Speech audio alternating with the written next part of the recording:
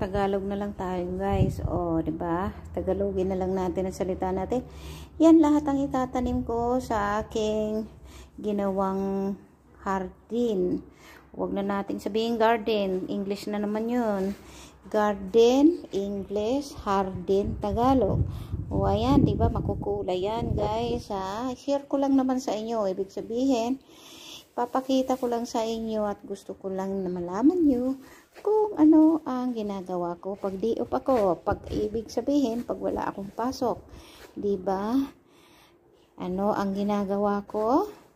Ay, kundi maglinis ng bahay, mag-ayos.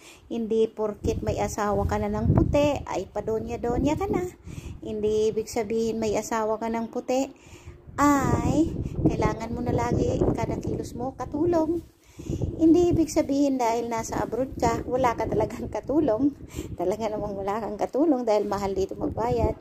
Pero guys, ito lang ang tatandaan mo. Dapat huwag kang makakalimot kung saan ka man ang galing at kung ano man ang pinanggalingan mo. Diba? O, Tagalog na Tagalog yan. Yan ang ginawa ko ngayon na linisin na garden ngayong araw na to. At kailangan ko ihanda yan para sa aking mga itatanim na gulay, halaman, at prutas. Ayan, may pagkukunan na tayo ng pagkain, di ba? O, dito sa abroad, wala kang katulong, wala kang maasahan, pati asawa mo, hindi mo na kailangan asahan. Gawin mo lahat ang gusto mong gawin sa buhay mo. Ay, huwag ka lang manlalaki. At huwag din siyang mangbababae, di ba? Ba't ba tayo napunta sa usapan na yan? Chacharay! Okay, putulin muna natin para mahirap natin sa pagmumuka ko naman.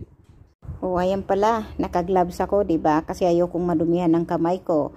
At naka-manicure ako, ibig sabihin, nakapinta ang aking mga kuko. So, ayoko siyang madumihan, di ba? O, kaya naka-gloves ako. Dalawa yan. Anong gloves? Naka-guantes. Oh, nakakuantis tayo. Mas magandang pakinggan pag Tagalog eh. Kuhang-kuha nyo talaga, mga kaibigan ko, o, di ba? Mga kakilala ko, o kung sino pa man ang nakakakita. So, tataniman ko lahat yan. At gusto ko laging may gulay at may ano bang tawag doon sa Tagalog ng mga panggamot. Mga halamang panggamot at pwedeng igamot at pangluto na rin. Diba? Ayun, mga sangkap sa pangluluto. Doon. Gusto ko doon mga rosas para mas makulay, mas maganda ang buhay pag makulay. At maganda rin ang buhay pag nakikita mo maraming kulay. Diba? So, ayan yan. Tagalog na Tagalog talaga tayo. Ayun, ano. Pag nagkamali ako sa Tagalog, pagpasensyahan nyo na. Kasi baka nakalimutan ko ang ibang salita, pero hindi naman dapat. Dahil nakakapagsalita rin ako ng sarili kong lingwahe. Ang lingwahe ko, alam nyo na, di na kailangan ipaliwanag. O, diba? So, nakagloves ako. Ano palang hawak ko? Anong hawak ko pala? Ano ba yung sinabi ko? Ito ang hawak kong panglinis at yung sabing gabundok na lupa dito at buhangin at lupa. Sabi ng asawa ko, napakadami daw, itapon na. Anong itapon? Siya kaya ang itapon ko. Charing. Katawa naman, no? O, sige, putulin na muna natin ulit yan at papakita ko sa inyo ang susunod na ginawa ko kung ano yun. Alright. So, ayan, balik tayo dyan sa aking mga itatanim.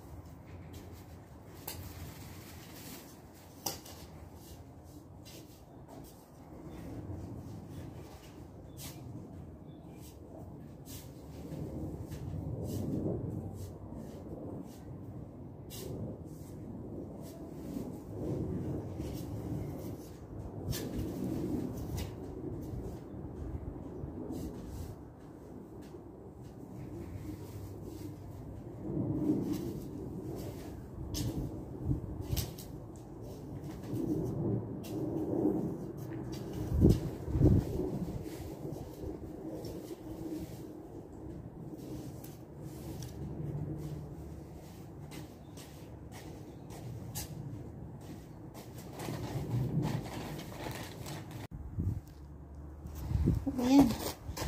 Video to ulit tayo ulit. Nagputol pala yun, guys. Ang binidyo ko. Ano po naman yan? Hindi nyo nakita tuloy yung paglagay ko ng lupa. O, maglalagay na lang tayo ulit ng vitamina. Para sa lupa na pagtataniman ko ng mga ano ko. Pagkakainin namin dito, hindi lang ako ang kakain. O, diba? Yung mga herbal, yung mga panglagay sa ulan. At pati na rin yung mga rosas kung mga paborito kong rosas dito. Mamili pa nga tayo guys ng maraming rosas. Mas marami na maraming rosas, maraming bulaklak, mas maganda tingnan. O diba? Kahit ano, sumulyap ka lang dyan sa paligid mo. Makita mo yung mga kulay, aba? Na-inspire ka na guys. Yan ha, kayong kausap ko ha, hindi yan sarili ko ha.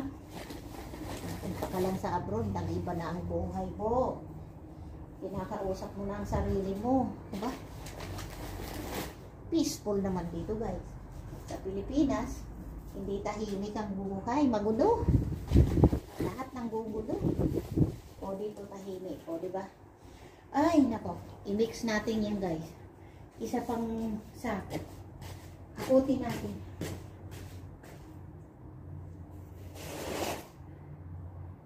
At magtanim tayo ng isang makulay guys. Oh, ang ganda-ganda nito nako. Kung nasa personal lang kayo, nakita niyo oh, ang ganda ng kulay oh guys. Oh. Sarap, napakagandang kulay niya. Parang masarap kainin. Sino nga tumatawag sa? Tatawagan kita pa balik. Sino ka ba? Suray! Okay, mamaya na tayo guys mag-video ha. Ayan, nagtatanim na tayo ng mga halaman. Una ko munang itatanim itong white princess, saka pink princess. Ayan, spring bouquet guys. Pero ang pangalan niya, white princess. So, itanim kita muna bago yung mga herbal, bago yung mga pagkain. Diba?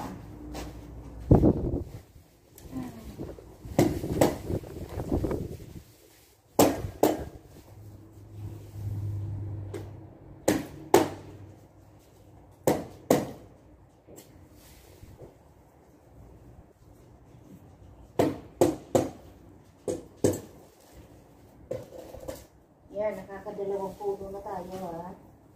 Dagdagan na lang kita dyan mamaya ng abuli mo.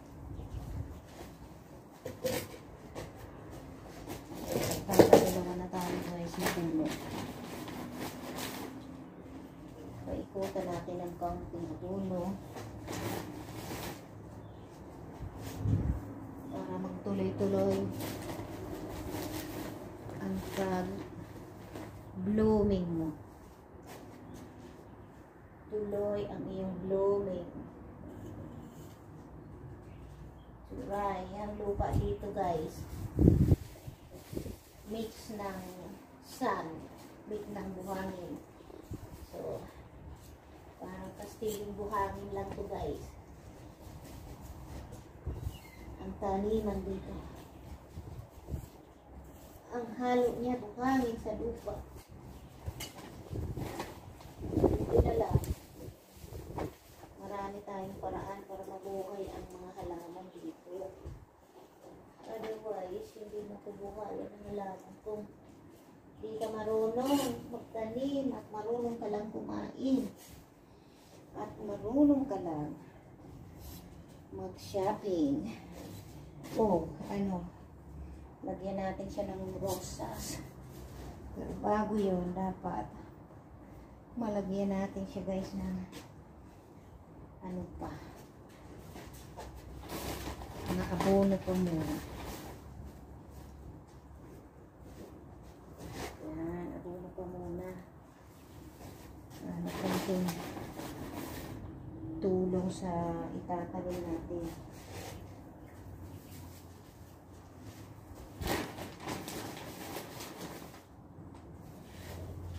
kulang pa yung ating pang-abono. Bibilihan pa natin yan. Dagdagan pa natin yan.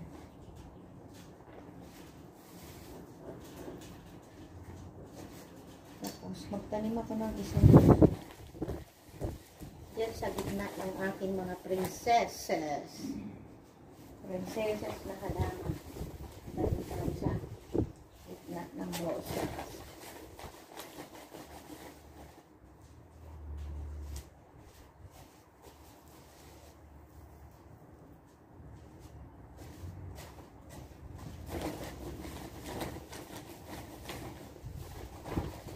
Wala pala akong upuan sa pagtatalim ko. Biglang napagod. Yan, sa gitna nito, magtanim tayo ng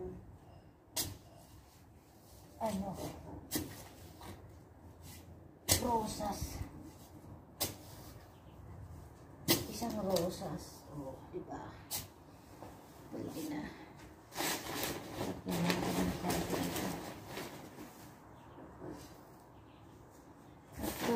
Abono sa ilalim para sa ugat niya. Diba? Parang ang galing ko magtanim doon sa tanim natin ito na maganda na to. Tanim natin to, ha.